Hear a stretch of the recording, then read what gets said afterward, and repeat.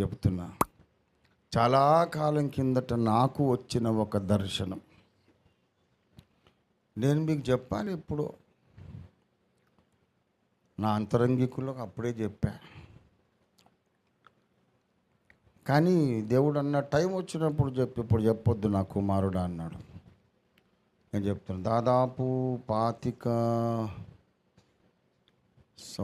30 సంవత్సరాల కిందట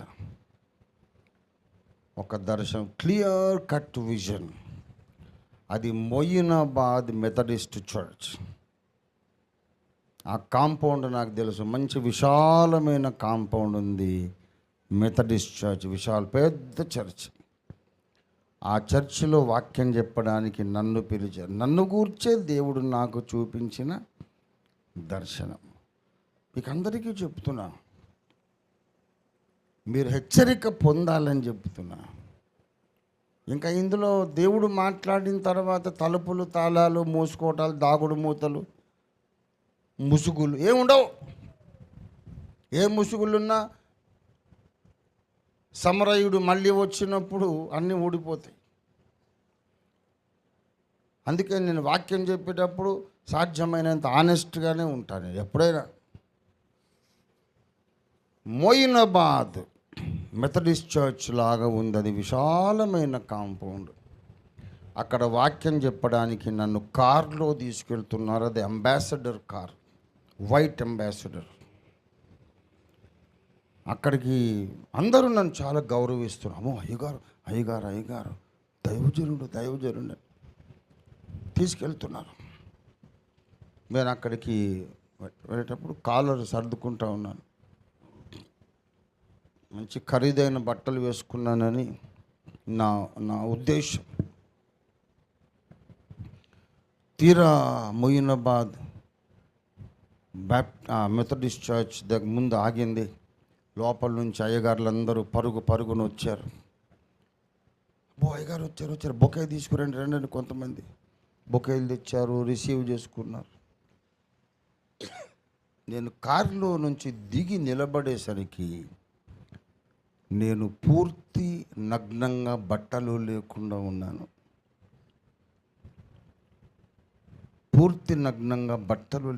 ఉన్నాను. అంతవరకు కాలర్ సర్దుకుంటూ వచ్చాను. బాబోయ్, ఇదేంటి నాకు బట్టలు లేవు, అందరూ నన్ను చూసేస్తున్నారు, నాకు సిగ్గు కదా, అవమానం కదా అని భయంతో నాకు అసలు ఉక్కిరి బిక్కిరి అయిపోయా. అంటే అసలు శ్వాస అందట్లేదు. చాలా గాబరగా అయిపోయింది. భయపడిపోతున్నా. ఇంత అవమానమా, బట్టలు లేకుండా నా కారు దిగాను. పెద్ద మీటింగు, 1000 మంది జనం, నేను బట్టలు లేకుండా.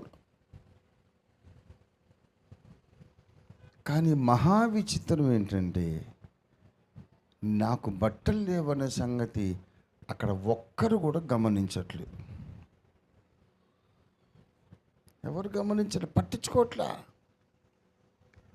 నేను మంచి ఫుల్ సూట్ వేసుకొని ఉంటే ఎలాగా రిసీవ్ చేసుకుంటారు, అలాగే చాలా గౌరవంగా రండి అయ్యగారు. అందరూ నా ముఖాన్ని వరకే చూస్తున్నారు. బొకే ఇచ్చారు. కింద నగ్నంగా ఉన్నాననే సంగతి ఎవడు పట్టించుకోవట్లేదు. They don't know that I'm naked. వాళ్ళకి తెలీదు. అలాగే నడిపించుకుపోయారు, పుల్పిట్ ఎక్కించారు, అందరి ముందు కూర్చున్న చైర్లో వచ్చేది. ఎవరు పట్టించుకోవట్లేదు. అయ్యగారు మీకు బట్టలు లేవేంటని ఎవడు అంటం లేదేంటి అసలు.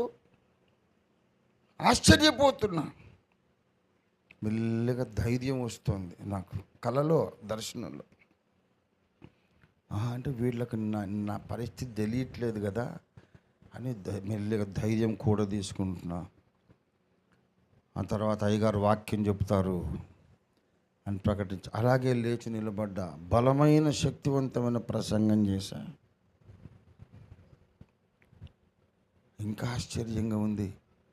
నేను 2 గంటలు ప్రసంగం చేసేంత వరకు నాకు బట్టలు లేవని ఆ 1000 జనము కానీ, అక్కడ పాస్టర్స్, రెవరెండ్స్ కానీ ఎవరు అసలు నన్ను, వాళ్ళకి తెలీదు, పట్టించుకోవట్లేదు. నాకే తెలుసు, సిగ్గేస్తోంది. ప్రార్థన ఆశీర్వాదం ఇచ్చి అడిగా, మీరు ఎవరైనా ప్రార్థన ఆశీర్వాదం ఇవ్వండి. ఎందుకు పక్క రూమ్లోకి వెళ్ళి ఏదైనా కప్పుకుందాం, మీరే ఇవ్వండి అన్నారు. అంటే సరే నేనే ప్రార్థన ఆశీర్వాదం ఇచ్చాను. పుల్పిట్టు దిగి అడుగు కింద పెట్టాను. నా ఒంటి మీద తెల్లని వస్త్రాలు ఉన్నాయి. ఎలా వచ్చినాయి తెలియదు. ఓ, బట్టలు వచ్చేసాయి. దేవానికి స్తోత్రం అని చుట్టూ చూస్తున్నా, ఎవరికి తెలియదు. తర్వాత మెళుకు వచ్చేసింది.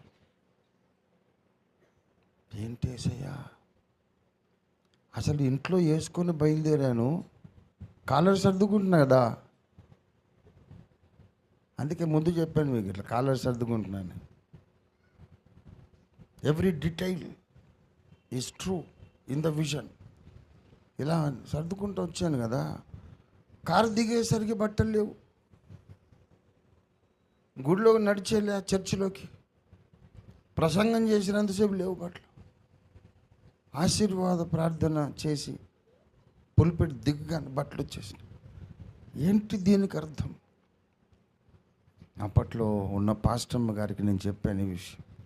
దాని ఏది దాచుకొని నాకు అవసరం లేదు. అలాగండి, ప్రార్థన చేద్దాం అందామే. తర్వాత నేను ఒక రోజంతా ఉపవాసం ఉండి ప్రార్థన చేసి, ఏంటి దీనికి అర్థం? అప్పుడు దేవుడు మాట్లాడాడు, నిన్ను ప్రజల ముందు ఆ రీతిగా నిలబెట్టాలని సాతాను విశ్వ ప్రయత్నం చేస్తున్నాడు. కానీ నేను వాడి ప్రణాళిక నెరవేరకుండా అడ్డుకుంటున్నాను. నీ దిశములను అందరూ చూడాలని సాతాను ప్రయత్నం చేస్తున్నాడు. కానీ నేను అందరి ముందు నీ అవమానాన్ని ఎప్పుడు కూడా నేను బయట పెట్టలేదు. నిన్ను వస్త్రము కలిగిన వాడిగానే అందరి ముందు చూపిస్తాను తప్ప వస్త్రము లేనివాడిగా నేను చూపించను. ఎందుకంటే నేను నిన్ను ఘనపరిచే దేవుడు నన్ను దేవుడు మాట్లాడాడు. దేవుని స్తోత్రం కలుగును గాక. ప్రియులారా, సాతానుకు నీకు నాకు ఉన్నటువంటి, మనకు వాడికి ఉన్న గొడవంతా ఏంటంటే, మన బట్టలు మురికైన చేయాలి, బట్టలు లేకుండా నిలబెట్టాలి. బట్టలు లేకుండా నిలబెడితే మనుషులు మనల్ని చూసి ఎగతాళి చేస్తారు, అవమానం అయిపోతాం. బట్టలు మురికి చేసి నిలబెడితే దేవదూతల సమక్షంలో దేవుని ముందు మనం సిగ్గుపడతాం. ఈ రెండు పరిస్థితులు రాకుండా నీకు ప్రశస్త వస్త్రములు ఇవ్వాలని దేవుడు ఆశిస్తున్నాడు. అందుకే ప్రకటన 16:16 చెబుతున్నాడు, వస్త్రమును అపహరించే వాళ్ళు తిరుగుతున్నారు. నీ బట్టలు విప్పదీసి నిన్ను అందరి ముందు అవమానంగా నిలబెట్టాలని ఒక దొంగ తిరుగుతున్నాడు. జాగ్రత్త. పూటకూళ్ళ వాని ఇంట్లో ఉన్నంతసేపు నీకు క్షేమం. ఈ 2 దీనారాల చేత పోషించబడ్డంతసేపు నీకు క్షేమం.